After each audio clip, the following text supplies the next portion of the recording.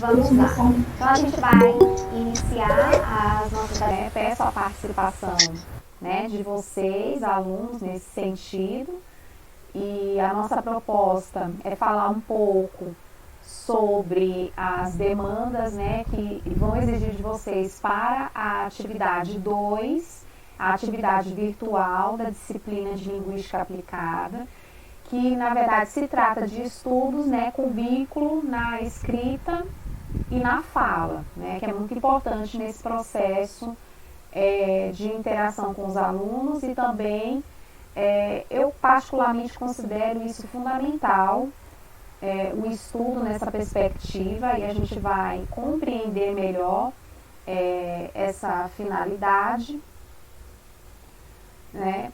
Porque, como a gente viu na web anterior, a linguagem ela é fruto de uma produção humana, é uma atividade humana, então é fruto do trabalho, né, da produção humana e que foi se aperfeiçoando, né, ao longo do tempo. E a gente tem os registros de linguagem da mesma forma que a gente tem os registros de existência do homem, ou seja, desde quando se entende, né, e se constitui o ser humano, a linguagem acompanha a existência humana e ela foi se aperfeiçoando, né, foi ganhando suas tecnologias com o passar do tempo, né, e o homem fazendo as suas inferências em relação a essa própria atividade, tá? Então, nesse primeiro momento, né, o nosso objetivo aqui com essa aula é analisar o ensino e a aprendizagem da língua. Eu coloquei aqui materna, tá? Nos objetivos do material didático de vocês está como a aprendizagem da língua portuguesa na escola. Mas por que eu fiz essa substituição da língua portuguesa pela língua materna? Porque eu não sei se bem vocês lembram, na nossa web anterior, que ao nascer o homem já carrega consigo, né, o indivíduo já carrega consigo as suas características linguísticas e isso vai se desenvolvendo a partir do momento que ele tem a interação com o outro, a interação com o meio. Então, a língua com que ele se apropria é a sua língua materna. Lógico, nós estamos num país de língua portuguesa, então, primordialmente, a língua portuguesa é a nossa língua materna. Mas quando a gente pensa na estrutura língua portuguesa, a gente já pensa numa estrutura de língua mais organizada, cheia de regra, num aspecto mais formal. E a gente sabe que uma criança no processo de desenvolvimento, lembrando que a criança será um dos sujeitos, né, do nosso público, né, do nosso tato de trabalho, de observação, ela não adquire, né, logo de primeira toda essa estrutura linguística oferecida pela língua portuguesa, mas ela aprende, né, ela aprende isso ao longo do seu desenvolvimento. Mas ela já traz consigo as principais características da sua linguagem, isso ela adquire com o meio. Então, por conta, né, dessa reflexão, achei interessante substituir língua portuguesa por língua materna, porque a língua materna é que acompanha o indivíduo desde o seu nascimento, e é por ela que ele vai interagindo. E ao longo que ele vai adquirindo, né, maturidade, domínio com as tecnologias, né, com o seu próprio aparelho fonador que ele tem, né, de domínio, né, da aquisição da linguagem, do amadurecimento da fala, né, e aí ele vai adquirindo essas regras impostas pela língua portuguesa e a gente vai vendo aí ao longo do tempo, né, conforme ele vai avançando a sua seriedade, né, essas características, né, vão se desenvolvendo. Então esse é o objetivo da unidade 2, né, compreender o ensino e a aprendizagem da língua materna, né, na escola. E não é somente no contexto educativo, mas também para fora do contexto educativo, porque as situações que nós analisaremos, né, na língua portuguesa, né, envolvendo a linguística, são situações que vêm de fora do muro, né, das escolas para dentro da sala de aula, né? Então aquilo que o aluno traz consigo, né, como variante, né, desse processo. E aí nós teremos, né, como um dos objetivos secundários, né, a relação entre a fala e a escrita, gêneros orais e práticas de letramento, a oralidade e o ensino com diversidade linguística. Existem alguns fatores aqui né, desses objetivos secundários, que serão objetos de estudo para as próximas disciplinas, em especial, né, a disciplina de alfabetização e letramento, onde nós vamos ter fortes reflexões sobre o processo, né, sobre a relação entre a fala e a escrita no processo de alfabetização, que isso nos interessa muito, e práticas de letramento também. Mas a questão da diversidade linguística, a gente já pode dando os encaminhamentos nessa disciplina. E à medida que nós fomos nos apropriando dessas práticas e fazendo reflexão do uso dessas práticas, nós vamos compreender, né, a aplicação disso no cotidiano, né, da sala de aula. E aí eu quero compartilhar com vocês aqui um videozinho muito rápido, né, da turma da Mônica, para vocês compreenderem bem esse contexto, né? E eu vou estar aqui colocando para vocês. Só me dê um retorno se vocês vão escutar bem esse vídeo, eu acredito que sim.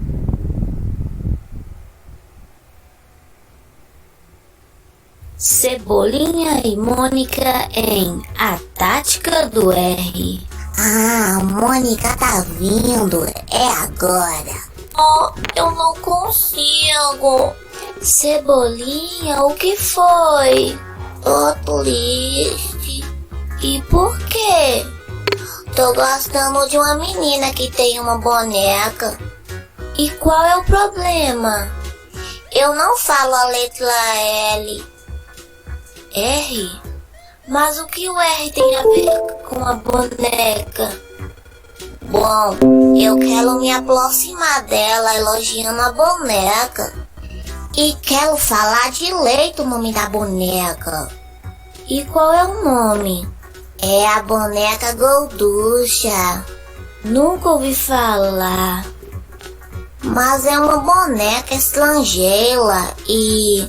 Ah, deixa pra lá. Cebolinha, você tá falando sério? Tô. Mas você fala tanta coisa sem a letra R. Não diga. Acontece que ela não liga quando eu troco o L pelo L.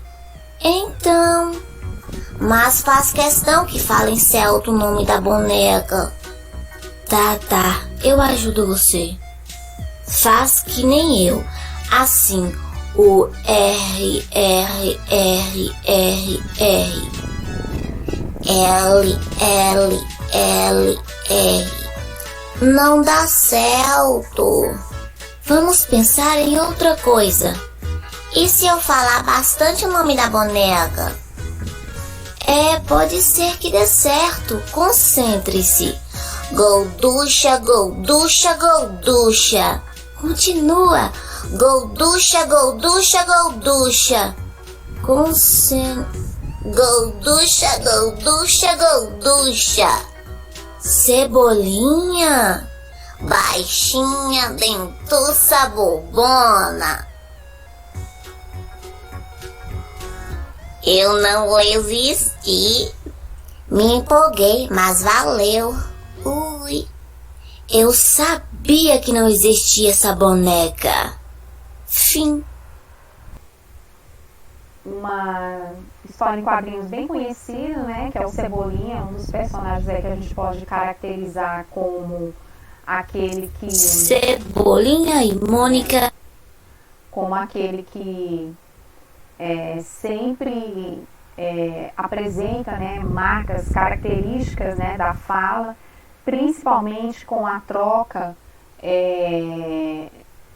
da letra, né, R pela letra L.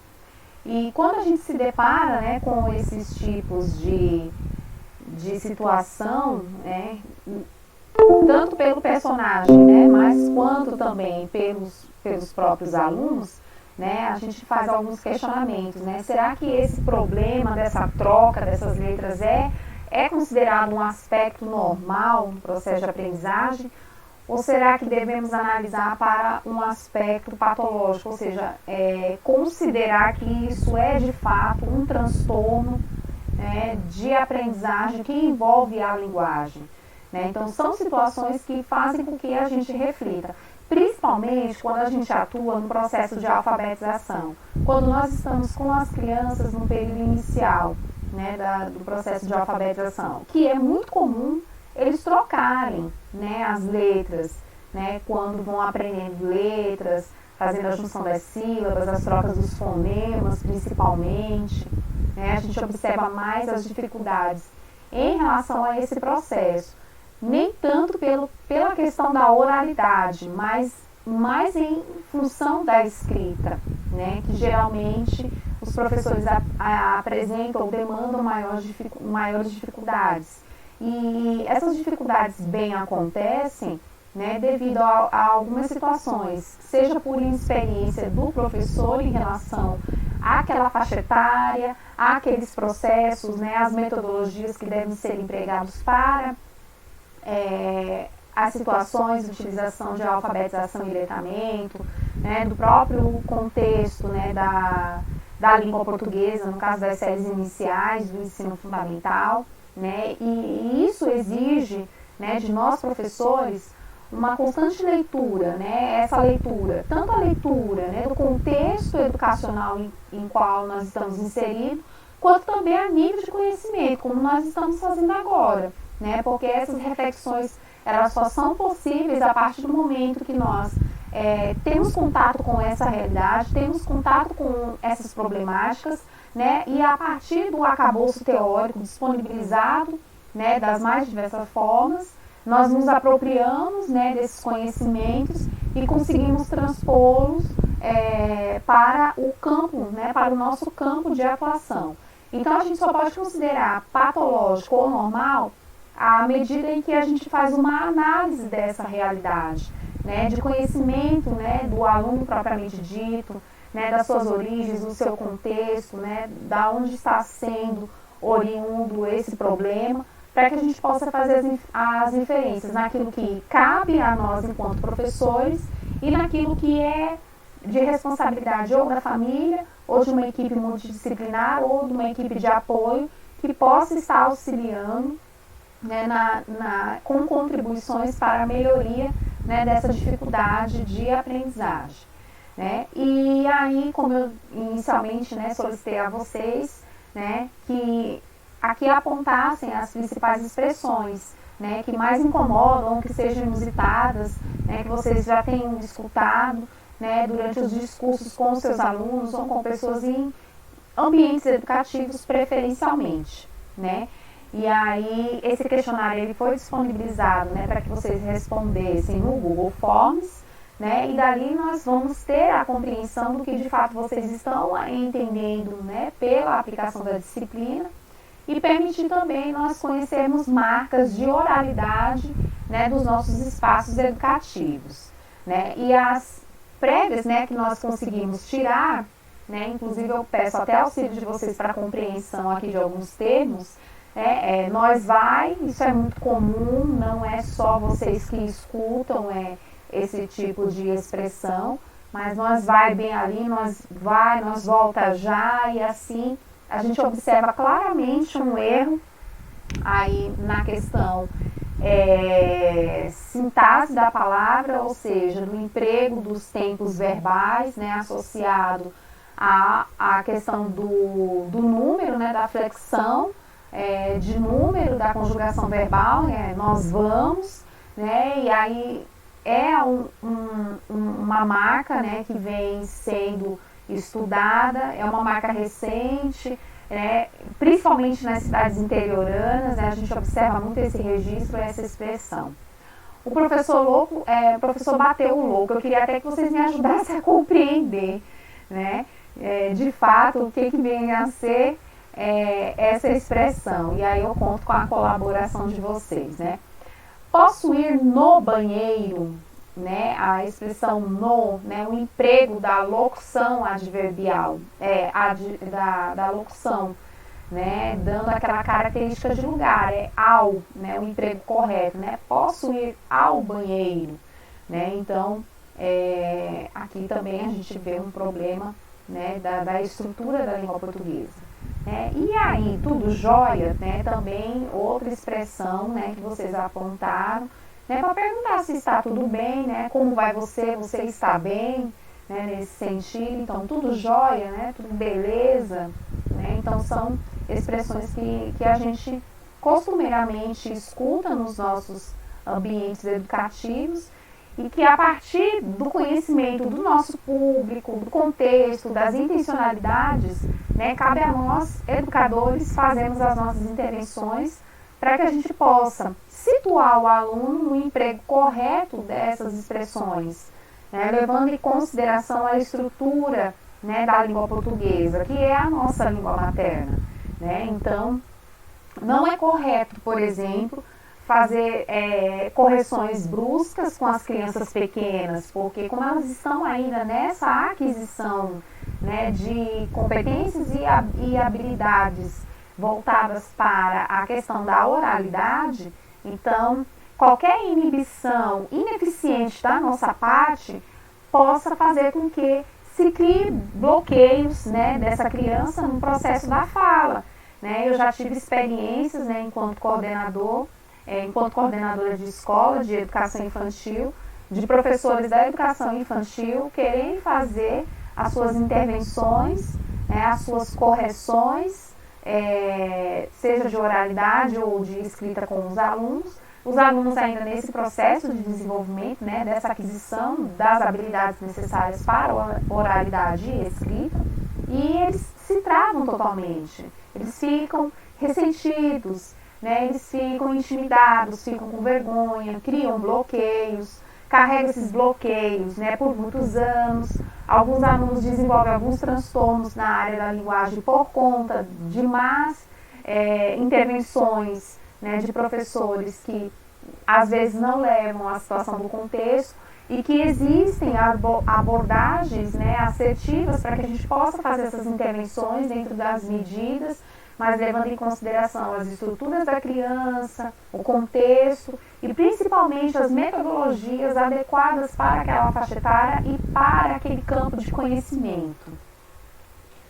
Bom, e em função disso, né, nós temos aqui, né, como foco do nosso estudo o artigo, né, que foi citado, né, na atividade 2 como recomendação de leitura, e esse artigo, né, traz 3 pontos interessantes em que nós devemos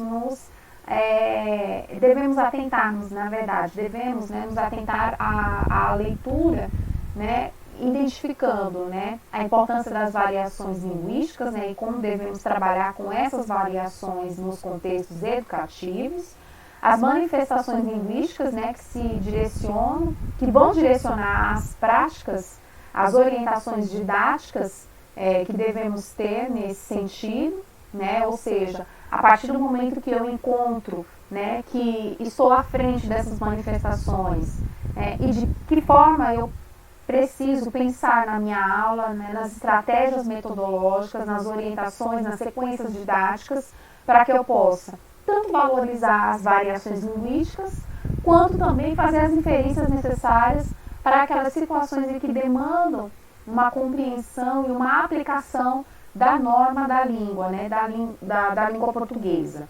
E também esse texto, né, permite fazermos uma compreensão entre a escrita em detrimento da oralidade, ou seja, a supervalorização da escrita pelos professores em detrimento de práticas orais, né, de situações de aprendizagem envolvendo a oralidade, né, que deveria de andar na mesma linha, porque a fala ela é fruto do que você pensa, a escrita também é fruto do pensamento.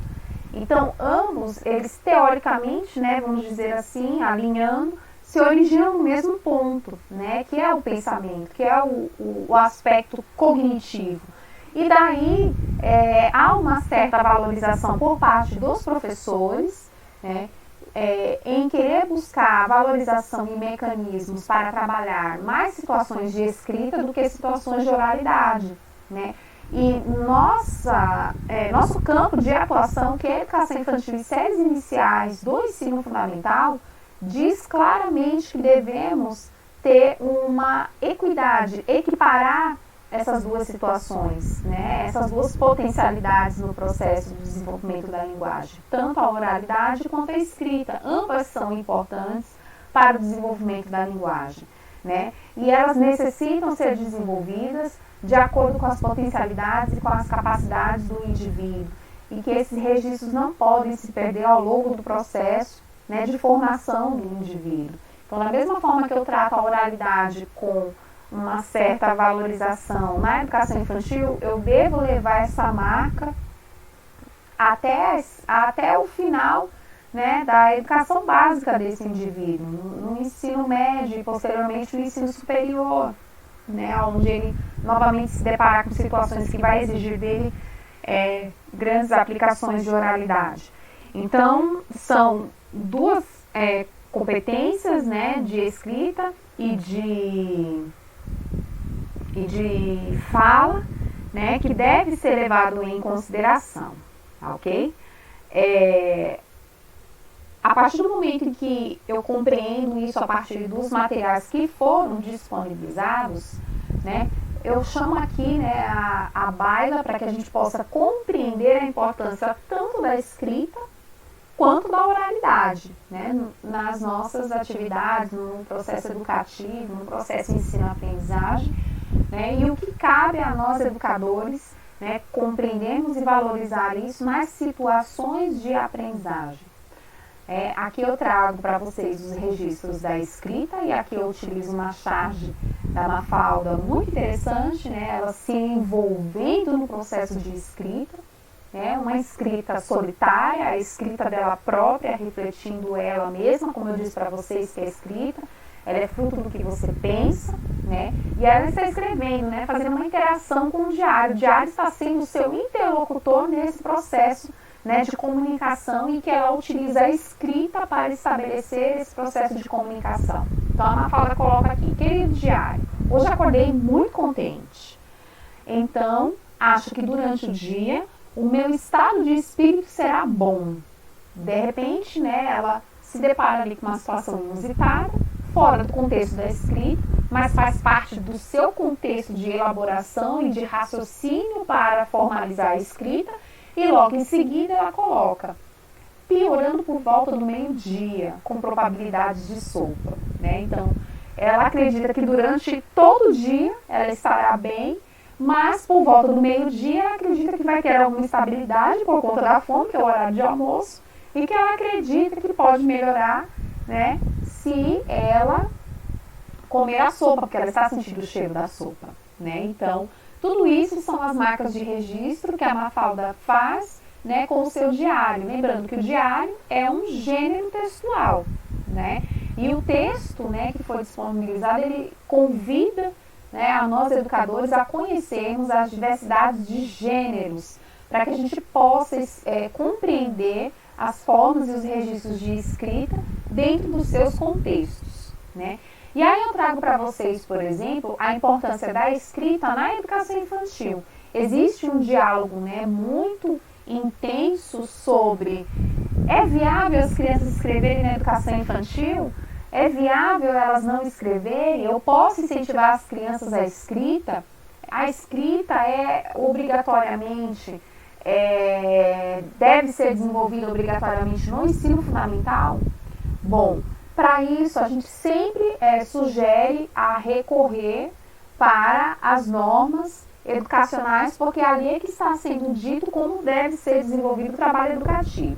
Então, em referência à BNCC, que é o documento que está em vigência, é um documento que norteia as práticas pedagógicas por meio de construções de currículo, e isso a gente já está, né, careca de saber, vamos dizer assim, uma expressão linguística, né? Mas o que diz a BNCC em relação à escrita? Quando a gente adentra ao estudo da BNCC, a gente encontra lá no campo de experiência, escuta, fala e pensamento, registros sobre a importância da escrita, né? Então, desde cedo, a criança manifesta curiosidade com relação à cultura escrita, ao ouvir e acompanhar a leitura de textos, a observar os muitos textos que circulam no contexto familiar, comunitário e escolar. A criança vai construindo sua concepção de língua escrita, reconhecendo diferentes usos sociais da escrita, dos gêneros, dos suportes e dos portadores textuais. Na educação infantil, A imersão na cultura escrita deve, a partir do que as crianças conhecem e das curiosidades que deixam transparecer. O que é essa notinha lá na BNCC, né, traz como reflexão? De que a escrita na educação infantil, ela deve acontecer de uma forma muito espontânea e que esse espontaneísmo se dá a partir da curiosidade da criança ao seu envolvimento com a cultura da escrita. Aonde é que ela vai ter acesso a essa cultura da escrita? Na verdade, ela já tem o acesso à cultura da escrita no seu ambiente primário, ou seja, na família, a partir do momento que ela vai para o supermercado, que ela pega o encarte das promoções do supermercado, quando ela pega uma caixa de remédio, quando ela manuseia a caixa de remédio, que lá está escrito o nome do remédio, quando ela assiste os seus desenhos favoritos e que lá tem os registros, as marcas, e que ela reconhece aquele desenho pelo formato da letra, pelo formato da escrita, em alguma coisa nesse sentido, né? Quando ela está passeando com a sua família, né, e ela se depara, por exemplo, ela está na estrada e ela se depara com um outdoor, por exemplo, da Coca-Cola, e ela já reconhece aquela marca, aquele registro gráfico da Coca-Cola, pelas letras, né, pela forma da escrita, pelas cores utilizadas na escrita. Então, é a partir desse contato que a criança tem, né, com a espontaneidade que ela tem, ela começa a criar a sua cultura de escrita. E isso vai fazer com que ela crie seus primeiros registros memoráveis, né, utilizando a memória, e a partir dali ela começa a fazer as suas associações, ou seja, ela começa a fazer as suas primeiras relações, né, com esses gêneros textuais, com esses suportes, com esses portadores textuais. Então ela não é forçada a escrever, mas ela é convidada a vivenciar situações de cultura escrita e que nós, professores, devemos inserir dentro das suas características de desenvolvimento humano, dentro das perspectivas dos documentos normativos e da proposta pedagógica que a escola acredita, né, conceber para a iniciação da cultura escrita na educação infantil, tá? É interessante vocês lerem esses campos de experiência, principalmente os que se detêm mais ao aspecto da leitura, da escrita, né, da fala, né, no caso aqui da educação infantil, o campo de experiência, escuta, fala e pensamento, mas a gente pode articular também esse campo de experiência com os direitos de aprendizagem, que é fundamental, e a gente compreender as habilidades que estão explícitas nesse campo de experiência por faixa etária, tá? Então é um convite que a gente faz para que vocês façam a leitura e compreendam melhor a importância tanto da oralidade quanto da escrita na educação infantil. Em relação à língua, ao ensino fundamental, eu trago como exemplo também aqui para vocês a competência número 3 da área da língua portuguesa, tá? Que vocês encontram na BNCC. O que diz a competência 3 da área de língua portuguesa? Que é a escrita, né? Tem como o aluno, né? Ele tem como principal competência apropriar-se da linguagem escrita, reconhecendo-a como forma de interação nos diferentes campos de atuação da vida social e utilizando-a para ampliar suas possibilidades de participar da cultura letrada, de construir conhecimentos, inclusive escolares, e de se envolver com maior autonomia e protagonismo na vida social. Então aqui a escrita ela já traz definições mais concretas, né, e o que se espera desse estudante com o domínio da escrita, né, para que ele possa desenvolver ao longo de sua formação. Então aqui eu trago um exemplo para vocês de competência, tá? Em relação às marcas da oralidade, aqui eu trago novamente uma charge da Mafalda, né, para nós compreendermos a importância das marcas, né, da oralidade. Aí a Mafalda, né, dizendo: oi, como você é pequenininha, qual o seu nome? Aí ela diz, né, Liberdade.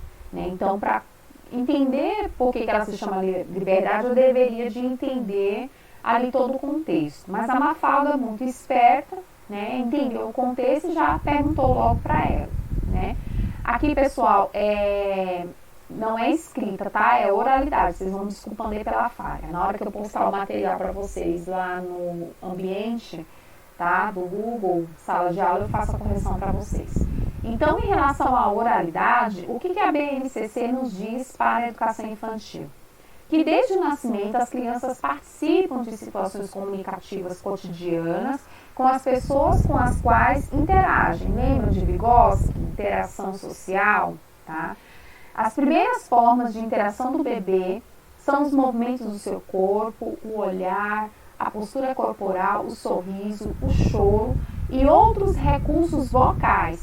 Eu quis trazer, pessoal, esse recorte para vocês entenderem a aplicação dos recursos vocais, né? Que isso está intrinsecamente ligado com a questão da oralidade, que ganha um sentido com a interpretação do outro. Então, as variações linguísticas do bebê, que perpassa pela questão dos recursos vocais que ele possui, que é o choro, que é as suas expressões corporais, que é o sorriso, que são seus movimentos, a forma que ele olha, né, vai ser compreendido pelo olhar do outro, pelo olhar da sua mãe, do seu pai, do seu irmão, do seu avô, da sua avó, da sua professora, né, se ele já frequenta espaços educativos, né? Então, é importante promover experiências nas quais as crianças possam falar e ouvir, potencializando a sua participação na cultura oral. Então, é desejável que na educação infantil, nós educadores incentivamos as crianças ao máximo a potencializar culturas de oralidade, seja por meio, por exemplo, parlendas, cantigas de roda, nas brincadeiras, né, imitação dos sons, né, leituras de livros, de contos, de qualquer portador textual que tenha ali disponível, de cartazes, de livros, de fichas, em situações em que promovam a participação das crianças para que ela possa desenvolver competências orais dentro dos espaços educativos. Né? E essa cultura oral, quando a gente fala de cultura, é aquilo que a humanidade constrói ao longo do tempo. Né? Então, para esse desenvolvimento, a gente tem o quê? Músicas, parlendas, poemas, contos, né? Então, a gente tem uma série de recursos, né, de portadores textuais que auxiliam a potencializar essa cultura oral na educação infantil. E a oralidade no ensino fundamental, eu trago aqui como exemplo para vocês a competência número 3 da área de linguagem. Tá? Ali eu trouxe um exemplo da disciplina do componente curricular língua portuguesa. Agora eu estou trazendo uma perspectiva mais ampla, né, da área da linguagem, para as múltiplas linguagens do ensino fundamental. Utilizar diferentes linguagens, verbal, oral ou visual motora, como libras e escrita, corporal, visual, sonora e digital, para se expressar e partilhar informações, experiências, ideias e sentimentos em diferentes contextos e produzir sentidos que levem ao diálogo, à resolução de conflitos e à cooperação. Então, a oralidade no ensino fundamental está diretamente proporcional, intrinsecamente ligado à questão do discurso, à questão do diálogo, né? Promover diálogo, né, que produza efeitos sociais, efeitos nas práticas sociais de linguagem, né, dessa criança, né, desse pré-adolescente, adolescente com quem nós teremos contato. Né? E aí eu trago aqui um recorte para trazer, né, relações entre a fala e a escrita, né, mas no processo de compreender a forma em que são empregadas essas situações. Eu retirei essa tabela no material, né, de linguística, dos slides da web de linguística que foi utilizado pelo professor Antônio, tá? E aqui, né, a gente tem aqui algumas situações que classificam a fala e a escrita.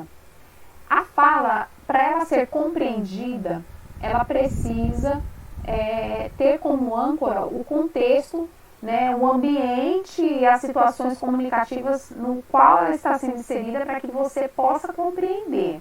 Um exemplo clássico disso é aquela chargezinha que eu estou utilizando com vocês desde da aula parte 1, que é aquela e aí compadre firme e o outro responde não, futebol, né? Então, para a gente entender ali o contexto daquela fala, a gente precisa entender ali o ambiente, que um estava assistindo futebol, o outro quis perguntar para o compadre dele se estava tudo bem com ele, aí ele usou uma expressão do firme, né? E aí eu tive que usar o contexto, né, daquele ambiente, das situações, das pessoas, dos recursos, dos objetos para compreender aquela fala que foi ali expressa. Se fosse numa situação de escrita, eu não precisaria, né, desses elementos. Eu teria que entender ali a situação. Que filme que ia se fazer uma relação com o filme se eu for relacionar a questão do futebol, né? Então, eu posso compreender aquele processo de escrita sem necessitar desses recursos para a sua compreensão. A fala é implícita, sendo que na escrita é explícito, né? Eu posso deixar a fala nas entrelinhas, mas a escrita não fica nas entrelinhas. A fala pode ser redundante, né? Posso reduzir ao máximo, né? Trazer redundância para o seu entendimento. Na escrita ela já vai ser mais condensada. A fala, ela não é planejada, a gente vai falando a partir do momento das nossas necessidades, das nossas interações. A escrita é algo extremamente planejado, né?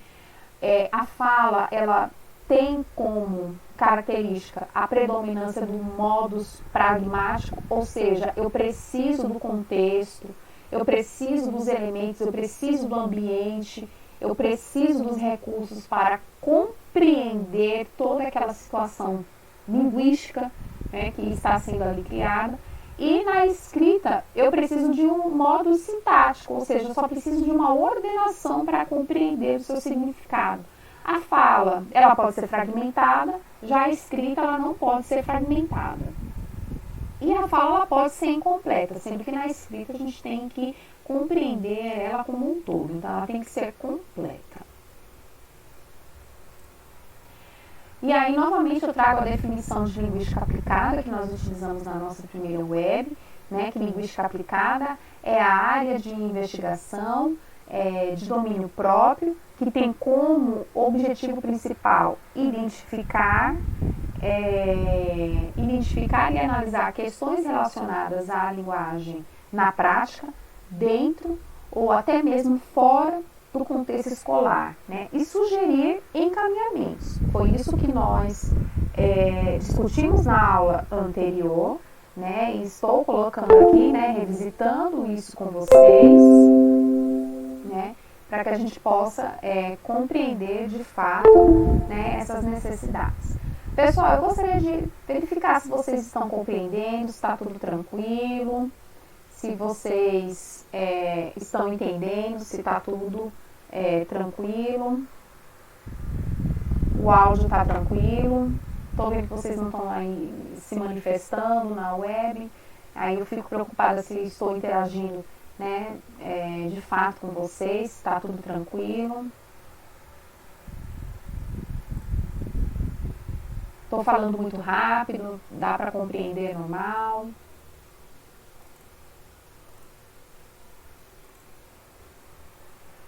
Ótimo, então vamos lá. Tá? Então, a partir do momento em que eu consigo compreender a importância da linguística aplicada, e ela, pessoal, vem nessa perspectiva, né, de criar essas relações entre essas marcas linguísticas, entre essas variantes linguísticas, porque eu não posso isolar, né, dentro do processo de ensino-aprendizagem, com a utilização da língua materna, que é a nossa matéria-prima, vamos dizer assim, no nosso processo comunicativo. Eu não tenho como só pensar, né, na estrutura da língua portuguesa para trabalhar na educação infantil. Eu não posso pensar em trabalhar situações gramaticais com crianças pequenas, com bebês, com crianças bem pequenas, né? Eu preciso trabalhar situações comunicativas, eu preciso trabalhar as situações gramaticais mas na perspectiva de desenvolvimento dessa criança e dentro de contextos educativos, de proporcionalidades e não de conteúdos, mas sim de experiências, né, de vivências didáticas, para que a gente possa criando essa cultura, né, que tanto se coloca aí na BNCC, como também nos livros, como nas recomendações dos teóricos, como o Vygotsky, por exemplo, até o próprio Piaget, né, que fala sobre a importância da linguagem, né, no desenvolvimento da criança.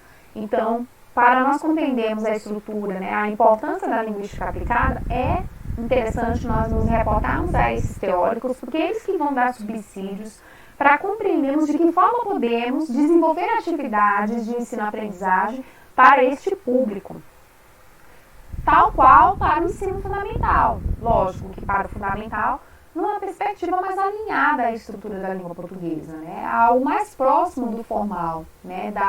da estruturação da língua, né?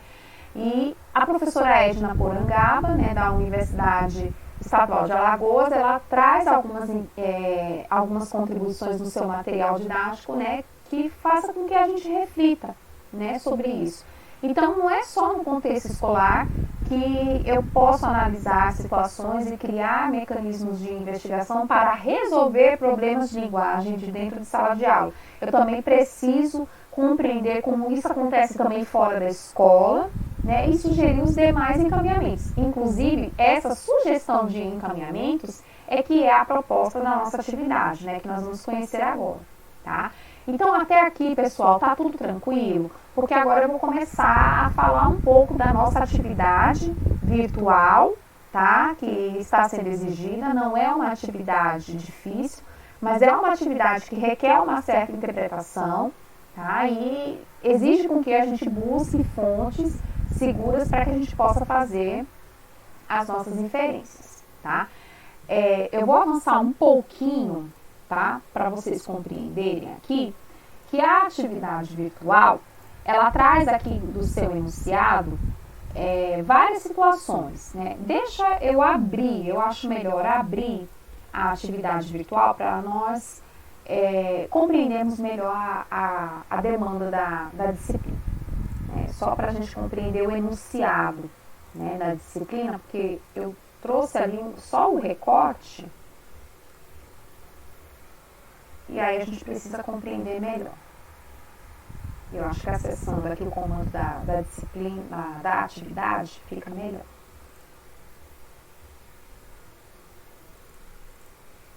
Só um minutinho. Vou já abrir aqui o comando da disciplina.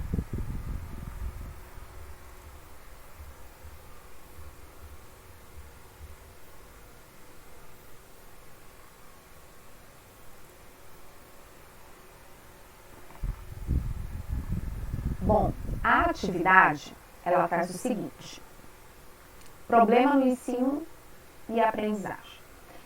Segundo Edna Porangaba, linguística aplicada é a área de investigação de domínio próprio que tem como objetivo principal identificar e analisar questões relacionadas à linguagem na prática, dentro ou até mesmo fora do contexto escolar, e sugerindo encaminhamentos. Isso foi o que acabamos de relatar. Para efeito de ilustração, destacamos abaixo exemplos de variações comuns nos textos dos alunos, que normalmente são considerados problemas pelos professores de língua materna, tá? Tanto em situações de fala quanto em situações de escrita, tá ok?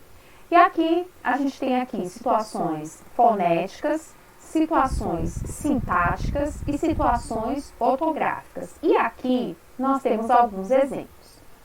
Na situação fonética, nós temos aqui a anulação da oposição fonética entre o E e o I, ou o O e o U, em posição pretônica. Tá? Aí tem aqui exemplos. Cebola, ao invés de eu falar cebola, eu falo cebola. E bonita, ao invés de falar bonita, eu falo bonita. Eu tenho outra situação aqui, que é a redução da marca de gerúndio, né? Suprimindo, né? Reduzindo o emprego das consoantes ND para N, né? Então, ao invés de eu falar vivendo, eu falo vivendo, né? Vivendo na roça. Eu estou vivendo na roça, né? Vivendo na roça, ao invés de falar vivendo na roça, né? E aqui eu tenho várias outras situações, né? A do Cebolinha, ó, a troca do L, né, a R nos grupos consonantais. Placa, praca, né? Até brinquei com a Eurides de manhã, né, sobre essas trocas. Aí nós temos a questão sintática, né? Que é a não concordância entre estagma nominal, né, com estagma verbal, os meninos, nós fez, nós faz, nós vai, né, nós fui e assim por diante. O emprego do ele, né, como acusativo pela ausência do objeto pronominal. Eu vejo ele, eu vejo, né? E o apagamento do objeto direto, crítico, reflexivo. Eu machuquei, eu me machuquei. O correto é eu me machuquei, né? Porque eu estou causando a ação, eu recebo a ação, né? Então, o emprego do pronome oblíquo me, né, para caracterizar essa situação. Professora, prof, como é que eu vou fazer isso?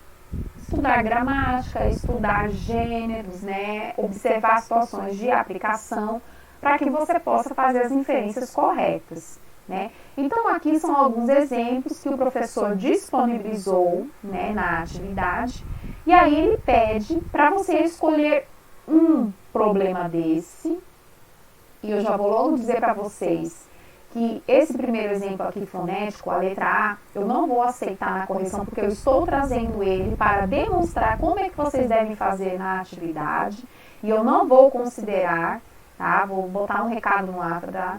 Porque eu já estou trazendo ele como exemplo, então não vai valer, porque eu vou trazer toda uma situação didática em relação a esse exemplo, mas como vocês vão usar os demais exemplos nas demais atividades, ok? Você quer falar alguma coisa, Eurides? Tem gente que já fez essa aí, ó. Mas aí se tiver igual o meu, eu vou desconsiderar. Tem gente que já fez. Eu vou olhar a situação. Se não tiver na mesma linha do raciocínio aqui, não tem problema não. Mas eu vejo depois. Tá bom? Tá.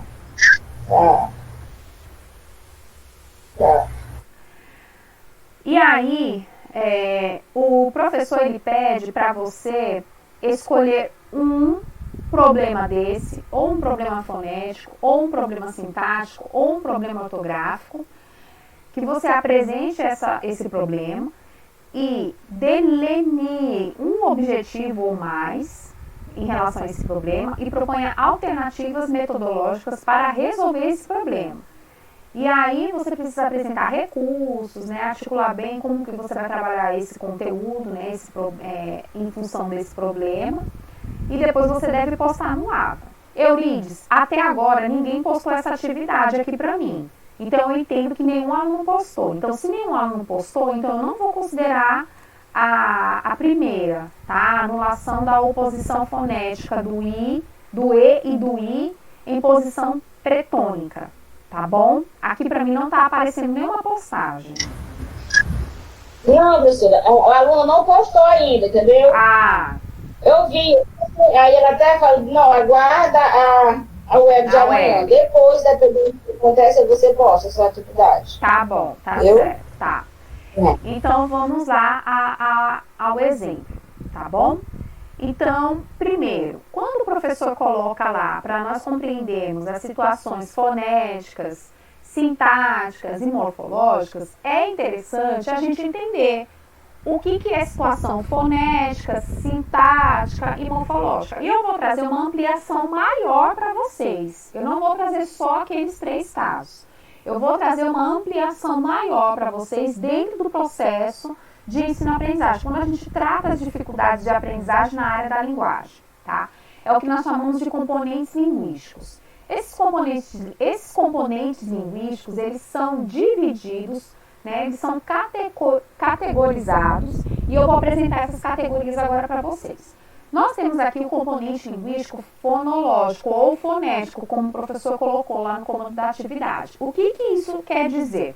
Quer dizer que as situações de linguagem referem-se à organização dos sons no sistema, atendendo ao seu valor funcional. Ou seja, eu vou trabalhar a questão dos sons, né? E isso é muito forte na educação infantil, tá?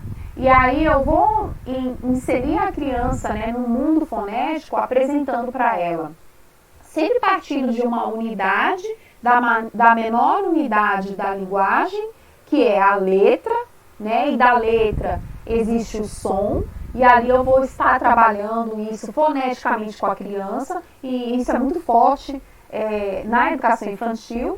E a partir do momento em que ela vai ganhando esse volume, essa competência, essa habilidade fonológica, a gente vai mergulhando ela em outras situações de combinação fonética. Então, por exemplo, eu vou trabalhar aqui a vogal U. Então, eu vou trabalhar o som do U, fazendo inclusive o biquinho do U, né, trabalhando as expressões labiais, o domínio labial com a criança, pedindo para que ela repita, para que ela produza o som, para que ela internalize, para que ela compreenda o som.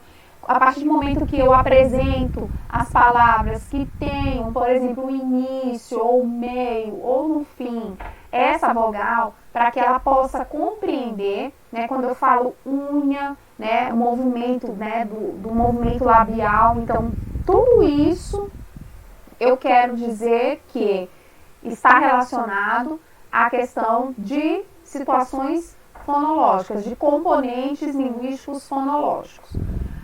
Outro componente linguístico é o semântico, né? Em que situação eu vou compreender como dificuldade, né, como emprego linguístico a questão da semântica, né? A semântica refere-se ao estudo dos significados do signo, ou seja, dos conteúdos e das palavras. Por exemplo, eu coloquei aqui o exemplo da palavra cesta. Eu tenho a palavra cesta com a grafia do C, né, no início do C. Eu tenho a grafia dos cestas com S e S, né, e tenho a grafia do cesta, né, com S e X. Então, quando eu falo semanticamente cestas e aponto o uso do objeto, faço referência ao objeto, eu quero dizer que cesta é um objeto que é tipo um corpo que eu posso carregar objetos. Então, uma cesta de café da manhã, uma cesta de roupa, né? Quando eu faço o emprego, né, da palavra cestas, utilizando o S, o E e o S, eu quero me referir que nessa situação adoramos cestas, ou seja, adoramos descanso, porque a palavra cesta aqui empregada significa descanso, tá ok? E quando empregamos a palavra sexta com o dia da semana, queremos dizer que adoramos sexta-feira, o dia de sexta-feira, né? Então, semanticamente, a palavra sexta, ela pode trazer vários sentidos, vários significados, e eu preciso compreender a partir da sua grafia, por exemplo, né, do seu emprego, né, do contexto, por exemplo, do emprego, da sua grafia, especificamente dessa palavra, tá ok? Pragmático, né, componente linguístico pragmático. É quando eu preciso fazer a relação da linguagem com as circunstâncias da comunicação. Por exemplo, a Mafalda aqui está querendo dizer que o mundo está doente. Mas como assim o mundo está doente? Nesse contexto atual de pandemia, o mundo inteiro está sendo devastado por uma doença desconhecida, que é o coronavírus, né? Que o mundo inteiro está atrás de recursos, né, medicinais para tratar essa doença pandêmica, né? E aí eu faço uma leitura, né, de todo esse contexto, de toda essa circunstância para entender a relação linguística que está sendo empregada. Aí é uma relação, né, uma interpretação de um componente linguístico pragmático. O sintático.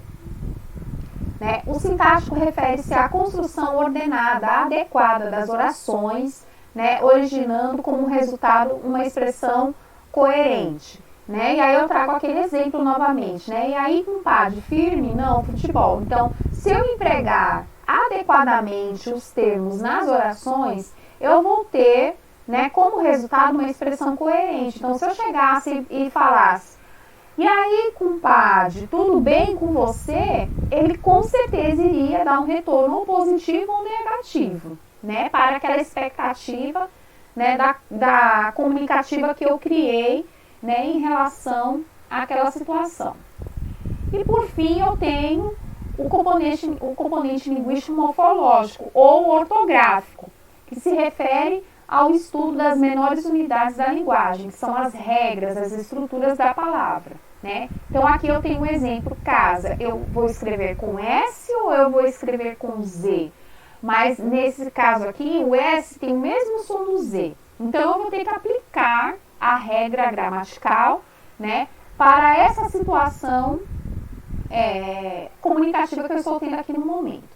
Tá? Então, eu tenho 5 componentes linguísticos e eu, como professor, preciso dominar os conceitos desses componentes linguísticos, porque eles que vão nortear as minhas práticas e fazer com que eu pense em situações didáticas para inferir no processo de ensino e aprendizagem. E na atividade virtual, o professor traz 3 componentes linguísticos. Desses 5 que eu acabei de citar, ele especifica 3 na atividade, que é o fonético, o sintático e o ortográfico. Lembrando que o fonético é o mesmo que o fonológico, refere-se ao estudo das menores unidades da língua. Tá errado aqui, tá? É a questão do som, tá ok? O sintático é a construção ordenada das orações e o ortográfico é o estudo menor da linguagem. Então, o fonético está ligado ao som, o sintático sobre a organização, né, dessa fala ou dessa escrita, né, uma forma organizada, ordenada, e o ortográfico, quando eu emprego corretamente as situações ortográficas, né, no processo de escrita ou da fala. E aí eu vou trazer um exemplo para vocês de como é que vocês precisam, né, de como vocês devem desenvolver essa atividade. Eu estou utilizando a estrutura fonética. O primeiro exemplo, tá, do componente linguístico fonético ou fonológico, que é a anulação da oposição fonética entre o E e o I, ou o O e o em posição pretônica, tá? Ou seja, no meu cotidiano, né, eu vou falando e vou substituindo as vogais E e I. Isso é muito comum acontecer. O e U. É muito comum isso acontecer. Então, ao invés de eu falar, me vê 1 quilo de cebola, me vê 1 quilo de cebola, né? Ô menininha bonita, né? Ao invés de falar ô menininha bonita, eu falo ô menininha bonita, né? Então, eu faço a troca espontânea das vogais E por I, O por U, tá ok? E aí eu tenho essas situações. E aí, eu como professor, preciso fazer uma intervenção com o meu aluno ou com os meus alunos, porque eu tenho observado muito que esses alunos estão trocando muito, ao invés de falar. Isso acontece muito com a questão da fala, tá, pessoal?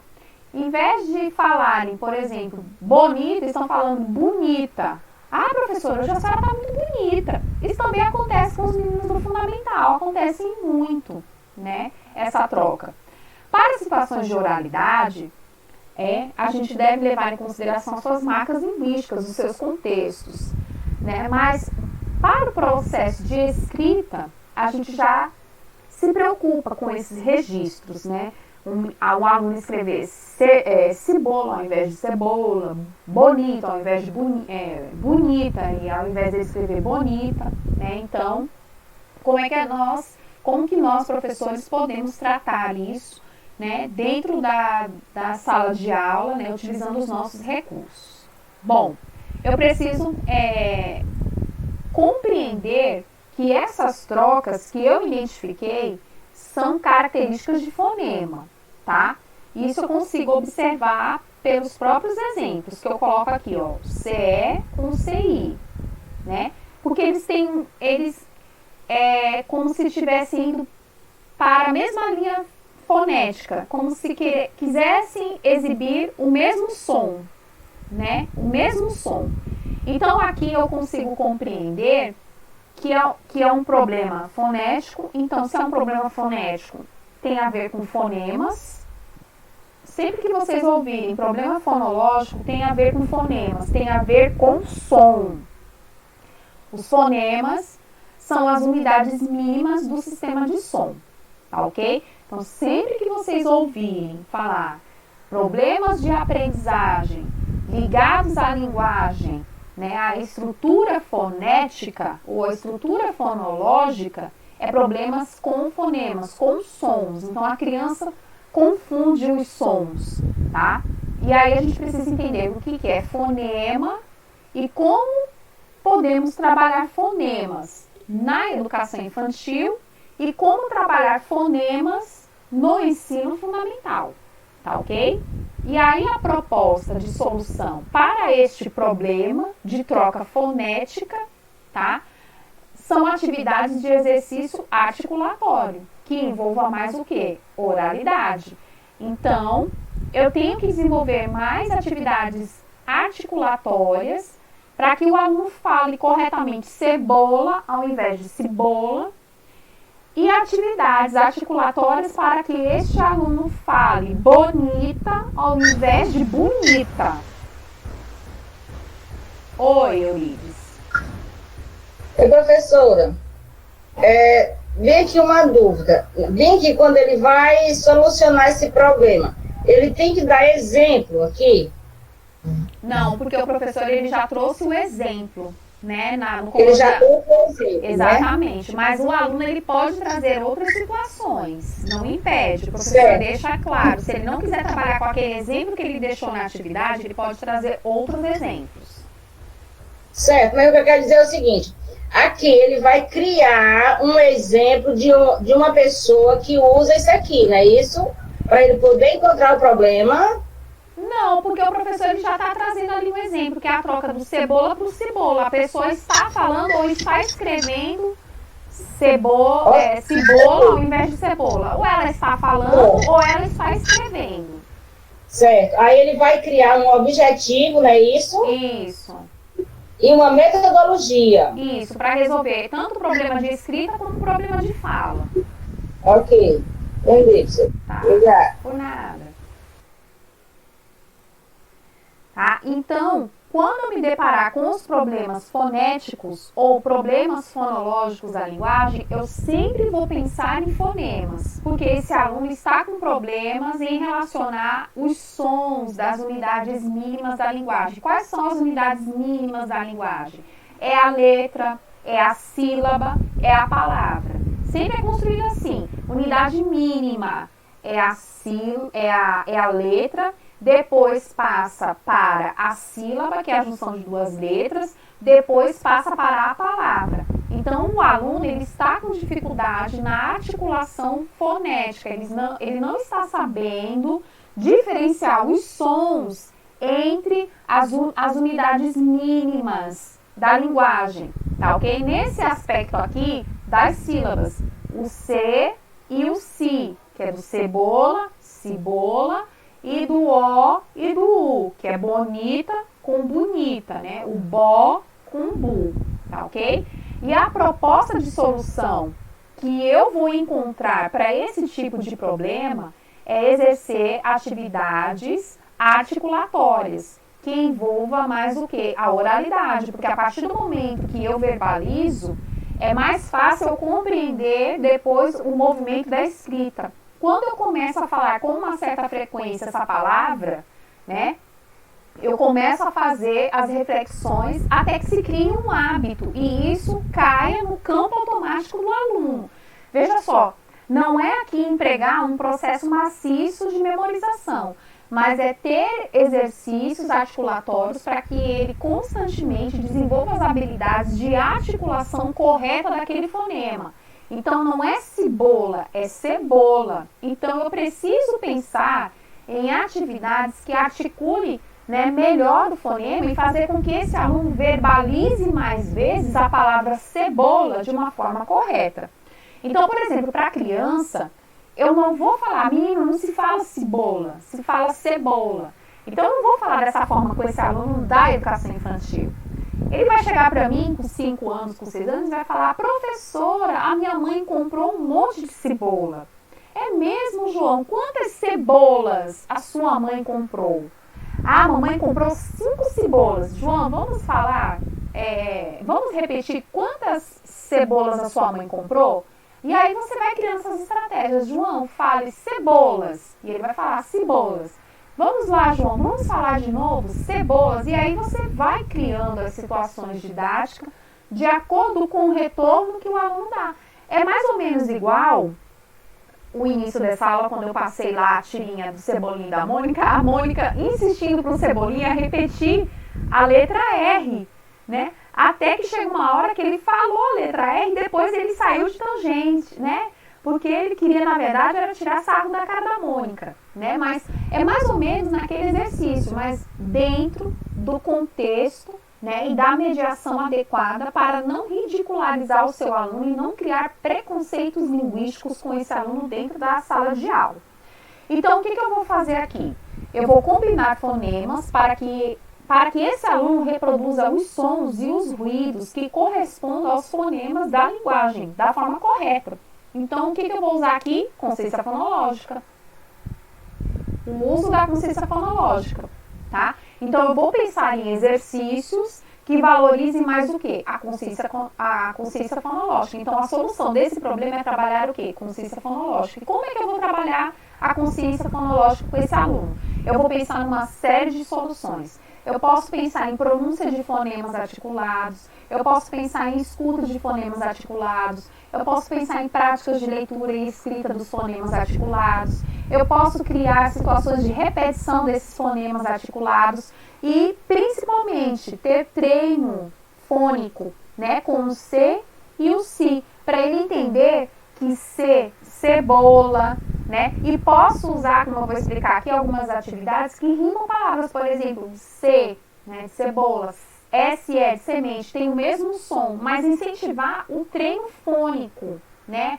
O som daquela unidade. Eu não vou me preocupar nesse treino com a regra, se é com SE, com CE, porque o fônico é a questão da fala, né? Então eu vou ter um foco, né, para trabalhar para que ele incentivar, para criar, né, tirar ele daquele vício de linguagem, do cebola, para enquadrá-lo num novo vício, vamos dizer dessa forma, né?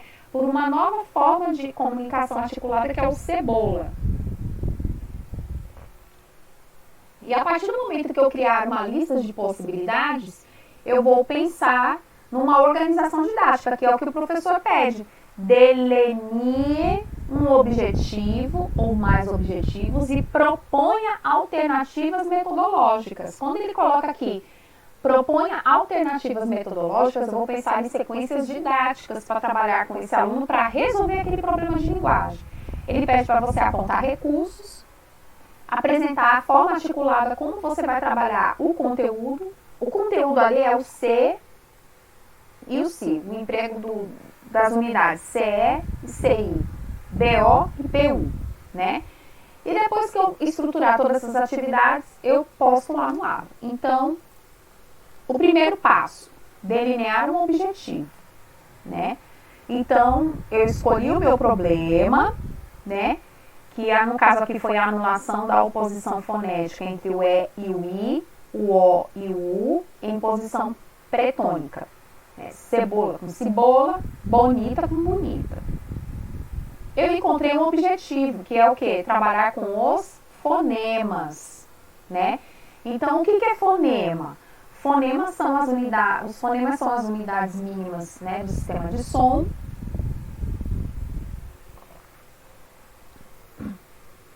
E aí, eu vou criar um objetivo para a solução desse problema, que são exercícios articulatórios, que combinam fonemas, para que o aluno produza os sons e os ruídos de forma correta. Então, definir aqui o meu objetivo. E propor alternativas metodológicas. Qual é a alternativa metodológica que eu encontrei aqui? Né? Que é atividades articulatórias, então eu vou trabalhar o quê? Consciência fonológica. Daí eu vou pensar numa sequência didática, tanto no foco da escrita como no foco da fala. Para com o foco na escrita, eu vou pensar em atividades que façam com que ele domine as escritas dessa palavra com o emprego do CE e do CI. Celular, né? CE, celular. Eu não falo celular, eu falo celular. Da mesma forma que eu não falo cebola, eu falo cebola. Eu falo circo, eu não falo cerco, né?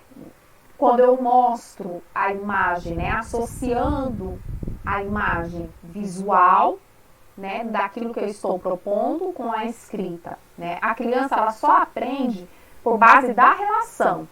Então não adianta eu pedir para ela escrever a palavra celular. Ela precisa ter contato com esse objeto, ela precisa construir visualmente esse objeto para que ela possa fazer a associação correta. Então aqui, por exemplo, eu posso usar uma lista de exercícios para que ela possa exercitar a escrita do CE e do CI, né? Utilizando, por exemplo, bingo de palavras. Só um minuto. Posso utilizar uma lista de exercícios para que ele possa completar corretamente o início da palavra com CE ou com CI. E aí, quais os recursos didáticos que eu vou utilizar para criar essa atividade, né? E aí eu vou montar tipo um plano de aula, né, para aplicar essa atividade. E com foco na oralidade, eu posso pensar em rimas fonéticas, né? O que é rimas fonéticas? São aquelas palavras que se assemelham no som. Por exemplo, palavras que rimam foneticamente com cebola. E aí eu vou fazer uma pesquisa. Eu vou usar dicionário, vou usar o Google e vou listar as palavras que rimam e vou criar mecanismos didáticos com esse aluno para trabalhar rimas fonéticas, por exemplo. Posso desenvolver atividade de leitura com esse aluno, né, envolvendo várias situações de leitura com a palavra cebola. Então, eu posso pegar aqui o poema da cebola, por exemplo. Eu posso ir na internet procurar o poema da cebola, né? Ou criar um poema da cebola com essa criança ou com minha turma, por exemplo, né? E exercitar o que significa. A cebola tem várias camadas, e aí pensar na cebola roxa, na cebola branca, como é que planta cebola, vem da semente, cebola, e aí criar um contexto didático, pensando nos recursos. Vou usar uma música, vou usar a massinha de modelar para ele criar a cebola, criar as camadas da cebola, né? E aí eu vou usando o lúdico também nesse processo. Posso usar o bingo dos fonemas, eu quero fazer um bingo, né, dos fonemas que se assemelham para que ele possa compreender C do quê? E aí eu mostro C, qual a palavrinha que começa com C? Aí eu falo celular, cebola, né? E as crianças vão interagindo. Então é um bingo. Então anotem na carteirinha de vocês, a palavra é cebola. Aí eles marcam, né? E aí tem o lúdico e ao mesmo tempo estou aqui criando um recurso didático, utilizando o recurso didático, a estratégia de aprendizagem que é o foco na oralidade, trabalhando o quê? Com fonemas. Ok? Então é nessa linha que vocês devem desenvolver a atividade que está sendo proposta. Tá ok? Alguma dúvida sobre a atividade?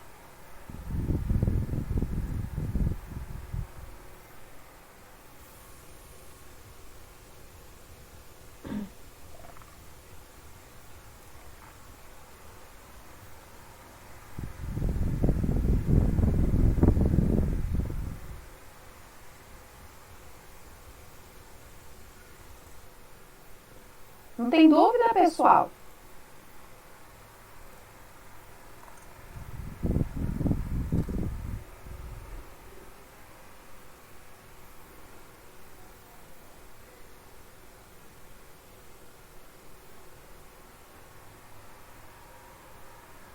Para falar é só ativar o microfone.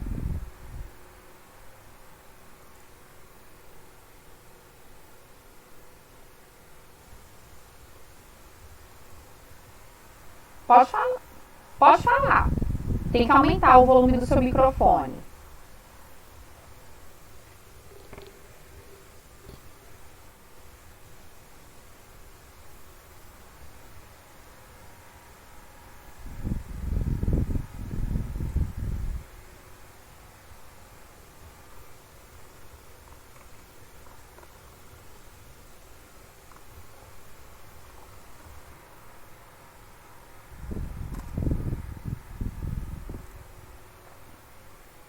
O áudio não saiu aqui pra mim. Pode ser alguma questão de configuração ou algo parecido.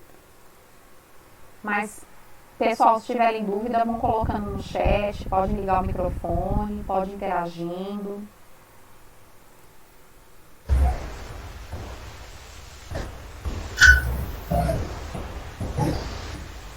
Dúvida, Euli? Professora. Oi. Professora, aqui, ó, de acordo com esses exemplos que você está dando, beleza, estão tudo bonitinho, arrumadinho, só não pode registrar que é colar. Agora ele tem me diga uma coisa, eles podem fazer um textozinho corrido explicando toda a situação? Olha, eles podem montar um texto, eles podem montar uma apresentaçãozinha no PowerPoint usando imagens, se eles acharem que é melhor. Para montar um texto, eles precisam articular bem, né? Explicar o sentido, né? O problema em si, qual o problema. E aí tem que relatar o problema, né, da linguagem, aí trazer lá o exemplo, né, da atividade.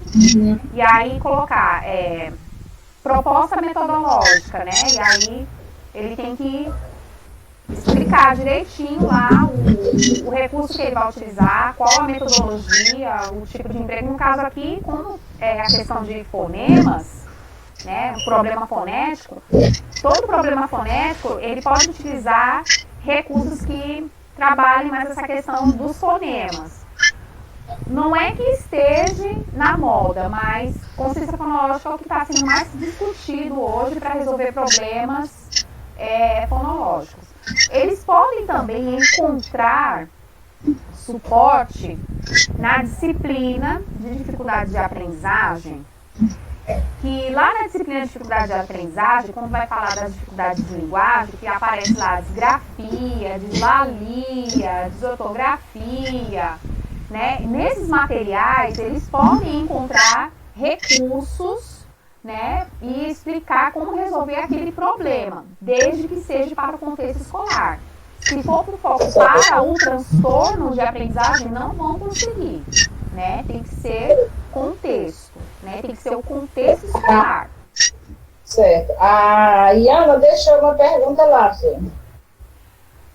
Certo. Quando falo de objetivos, é aquilo que eu quero que o aluno consiga ao final das atividades. Exatamente. Por exemplo, eu expressei aqui que o aluno, ele precisa combinar os fonemas para que ele reproduza os sons e ruídos que correspondam aos fonemas de linguagem, ou seja, aos fonemas corretos. Então, aqui é o meu objetivo. Entendeu? É isso. Exatamente. É para escolher um exemplo ou posso colocar mais de um? Você pode colocar mais de um. Eu posso colocar um caso fonético, um caso sintático, um caso ortográfico. Eu posso colocar só um caso ou eu posso colocar vários. Fica a seu critério. Mas você tem que me apresentar no mínimo um. Ou um fonético, ou um sintático, ou um ortográfico.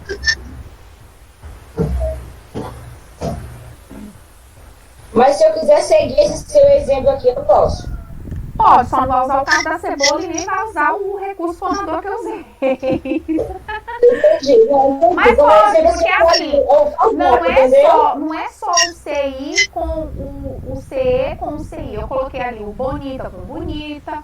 Você pode usar. Não, eu digo formato, assim, o design dele ficou tão bonito, né?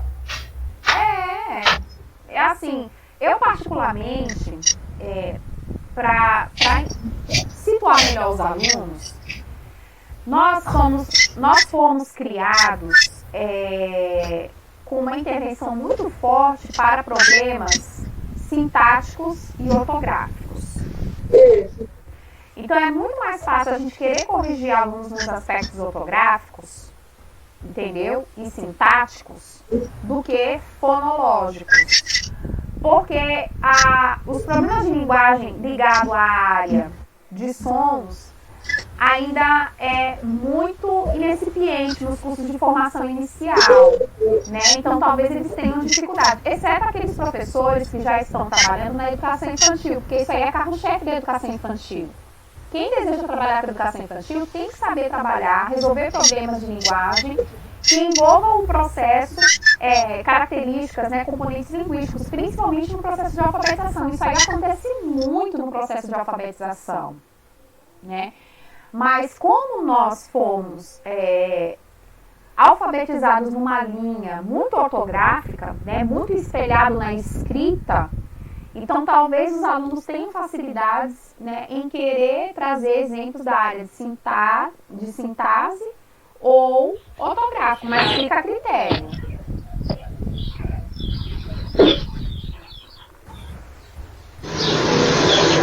Bora, gente, perguntas, cadê as dúvidas? Ninguém tem, oh, beleza. A Mailena quer falar. Vai, Mailena. Ative seu microfone.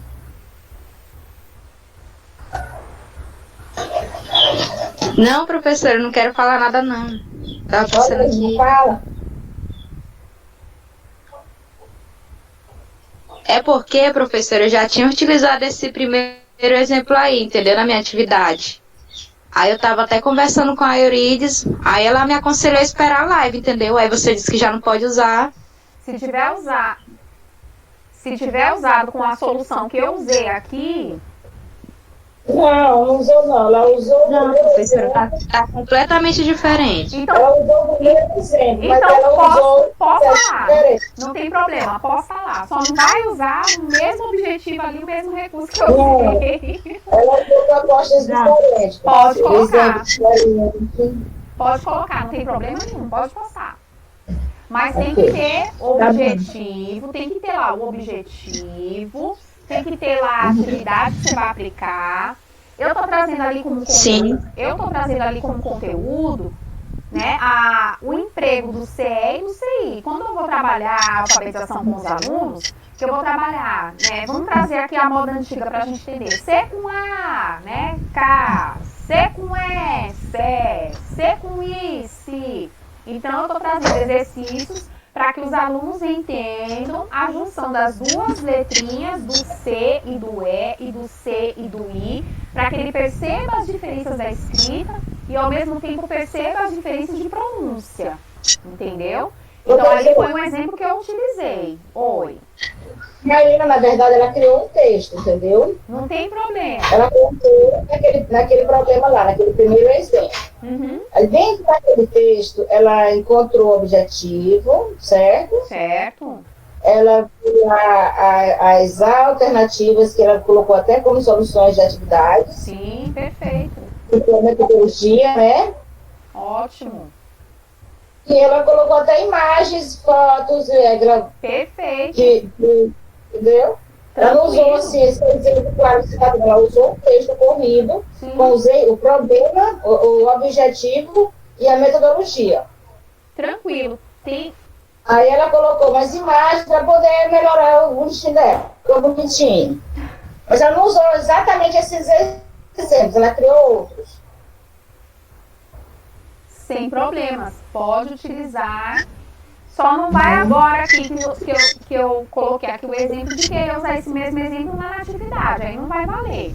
Mas não tem problema nenhum. Que seja outras alternativas metodológicas. Pode usar o exemplo do CE e do CI? Pode. Desde que você apresente outras alternativas metodológicas. Não tem problema nenhum.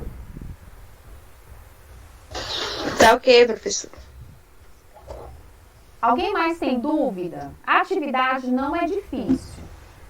É necessário eu entender ali qual o problema de linguagem, entender lá o que é um componente fonético, o que é um componente sintático e o que é um componente ortográfico, pensar numa proposta metodológica para resolver aquele problema, né, e trazer. E tanto é que o exemplo que eu trouxe, eu posso atender tanto a educação infantil, quando eu trabalho a questão da oralidade com rimas, com o bingo dos fonemas, né? Com aquelas alternativas lá que eu coloquei para vocês, né? Que é o poema da cebola, trazer a cebola, descascar a cebola com as crianças, criar um poema com a cebola, depois trazer a escrita do poema da cebola com as crianças, quanto algo mais estruturado, para o primeiro e para o segundo ano do ensino fundamental, por exemplo, que é para eles saberem trabalhar corretamente a grafia das palavras que tenham as sílabas CE e CI. Então, eu pensei tanto na educação infantil quanto no ensino fundamental, né? E aí, se eu quiser pensar só no fundamental, não tem problema. Se eu quiser só a educação infantil, também não tem problema. Pense nos recursos que você vai utilizar para aquele público, o conteúdo que tem que ficar visível, né? O que você deseja, né? Trabalhar aí as estratégias, né? Metodológicas, né?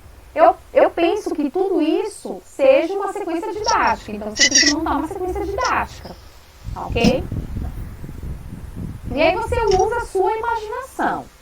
Como é que você vai apresentar a proposta? Você pode apresentar no Word, você pode apresentar no PowerPoint, usando imagens, né? Fique a critério, né? A questão da criatividade. Só que você tem que apresentar o problema e explicar esse problema, como eu fiz ali, que eu apontei ali que é um problema de fonético, né? De fonemas. Você tem que apresentar ali a proposta metodológica, que inclusive é o item de maior ponto nessa atividade.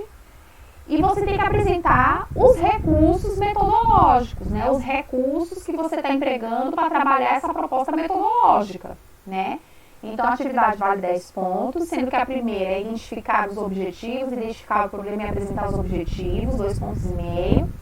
Apresentar a proposta metodológica, vale 5 pontos. E apresentar os recursos para desenvolver essa proposta metodológica, vale 2,5 pontos. Tá, ok? Então, use a sua criatividade para apresentar essa atividade. Tá, ok?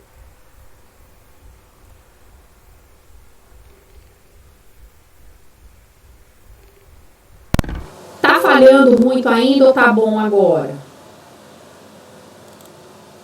Melhorou o áudio agora? Melhorou? É porque eu tava usando o microfone. Acho que a interferência do microfone não ajudou muito. Deve ter colocado esses ruídos, porque aqui em casa é um condomínio fechado e tem muita gente aqui com som alto, criança brincando na rua. Aí eu botei o microfone para poder não ter tantas interferências. Mas vocês conseguiram entender a proposta da atividade, mesmo com esses ruídos?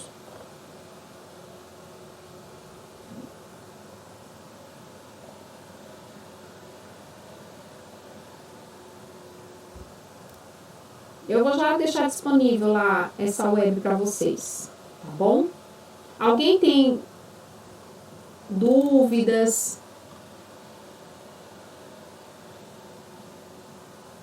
Certo, ótimo. Então eu deixo aqui como mensagem final para vocês uma fala de Paulo Freire que eu acho bem pertinente, né, ao trabalho dessa disciplina, né? Que não basta saber ler Eva viu a uva, né? É preciso compreender qual a posição da Eva, né, que a Eva ocupa no contexto social, quem trabalha para produzir a uva e quem lucra com esse trabalho. O que a gente consegue compreender dessa mensagem aqui de Paulo Freire, né? Que não é pelo processo mecanizado, né, pelo processo bancário, que nós vamos conseguir fazer com que esses alunos enfrentem de uma forma muito isolada as suas dificuldades de aprendizagem na área de linguagem, por exemplo. Mas é preciso eu, enquanto professor, me situar dentro desse processo e entender, né, essas problemáticas que estão subsidiando essa dificuldade de aprendizagem desse aluno, para que eu possa intervir de uma forma coerente com as demandas, né? E eu acredito que essa atividade 2 seja uma boa proposta para pensarmos nessas possibilidades, para nós não cairmos no reducionismo, né, dos problemas de linguagem e ensinar o beababá, o bebebé, o beibibi, né, para que depois, futuramente, esses alunos sejam os futuros analfabetos funcionais, aqueles que só sabem ler, mas não sabem interpretar. Né? Então, eu acredito que essa mensagem de Paulo Freire venha, né, contribuir de uma forma muito satisfatória, né, para essa percepção, né? E aqui eu me coloco aqui à disposição de vocês, né, se vocês ainda tiverem dúvidas, se não, a gente pode encerrar aqui, né, essa web, né? Lembrando que a gente tem essa atividade 2, a gente já tem o fórum, E na segunda-feira, né, a nossa proposta é falar um pouco da atividade 3, que é o portfólio. Talvez essa seja a atividade mais trabalhosa, mas aí a gente vai passar algumas orientações de como vocês devem montar esse portfólio da atividade 3, tá? E também dar um retorno para vocês. Eu já postei de manhã o vídeo para auxiliar vocês na elaboração do quadro teórico da disciplina de prática. Então, eu coloquei um vídeo lá no YouTube para vocês assistirem e tirarem as dúvidas de vocês, porque duas disciplinas assim simultâneas, às vezes fica complicado de eu administrar web, montar material, né, simultâneo. Então, de ter esses momentos online também, mas eu estou deixando esse material disponível para vocês.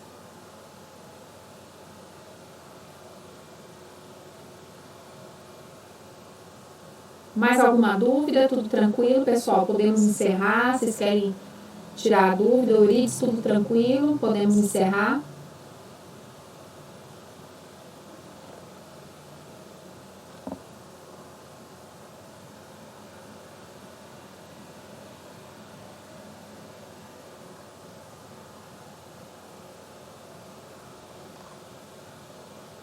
Então é isso, pessoal. Eu desejo para vocês, então, uma boa tarde, um bom final de semana a todos, ok? Um bom descanso. Amanhã eu vou trabalhar nas eleições, então passar um dia aí na ativa, tá? Mas qualquer coisa vocês podem chamar aí no privado e contar com o suporte da gente, tá? Eu vou já disponibilizar esses materiais para vocês lá no Google Sala de Aula.